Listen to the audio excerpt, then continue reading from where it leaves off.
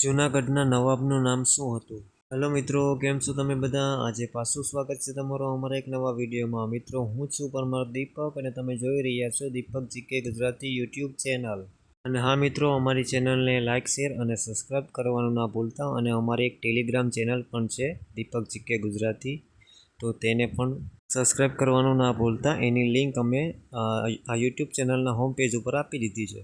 તો મિત્રો, આપણો પહેલો પ્રશ્ન, જૂનાગઢના નવાબનું નામ શું હતું? ઓપ્શન છે એ શાહનવાજ ભુડો, બી સરદાર વલ્લભભાઈ પટેલ, સી મોહમ્મદ ખાં, ડી સલીમ ખાં. તો મિત્રો, આનો સાચો જવાબ છે સી મોહમ્મદ ખાં.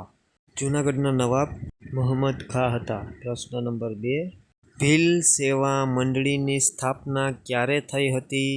ઓપ્શન છે એ 1920, બી 1921, સી 1923 અને ડી 1922. તો મિત્રો, આનો સાચો જવાબ છે ડી 1922.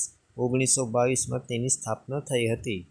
મિત્રો, ચેનલને સબસ્ક્રાઈબ કરવાનું ના ભૂલતા. પ્રશ્ન નંબર 3, ગુજરાત વિધાનસભા ગૃહને કયું નામ આપવામાં આવ્યું છે? ઓપ્શન છે એ ગાંધી ભવન, ઓપ્શન બી સરદાર ભવન, ઓપ્શન સી જીવરાજ મહેતા ભવન અને ઓપ્શન ડી વલ્લભભાઈ પટેલ ભવન. તો મિત્રો, સાચો જવાબ છે ડી વલ્લભભાઈ પટેલ ભવન. પ્રશ્ન નંબર 4, મહાત્મા ગાંધીજીના નેતૃત્વમાં સૌ પ્રથમ ખેડૂત આંદોલન ક્યાં થયું હતું? ઓપ્શન છે A Bardoli, option B Kheda, option C Siparan અને ઓપ્શન ડી ડાંગ. તો મિત્રો, આનો સાચો જવાબ છે સી સિપારણ. મિત્રો, આપણી ટેલિગ્રામ ચેનલમાં રોજ લાઈવ પ્રશ્નો આવે છે, તો સબસ્ક્રાઈબ કરવાનું ના ભૂલતા. પ્રશ્ન નંબર 5, મોરબી પૂર હોનારત વખતે ગુજરાતના મુખ્યમંત્રી પદે કોણ હતા? ઓપ્શન છે એ બાબુભાઈ જે પટેલ, બી ચિમનભાઈ પટેલ, સી હિતેન્દ્ર દેસાઈ અને ડી નરેન્દ્રભાઈ મોદી.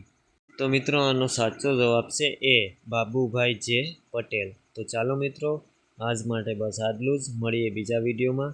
ત્યાં સુધી જય ભારત, જય હિન્દ. અને હા મિત્રો, તમારા માટે અમે આવા મજેદાર પ્રશ્નો લાવતા જ રહીશું. તો અમારી ચેનલને લાઇક, શેર અને સબસ્ક્રાઈબ કરવાનું ના ભૂલતા. અને ટેલિગ્રામને પણ સબસ્ક્રાઈબ કરવાનું ના ભૂલતા. Thank you.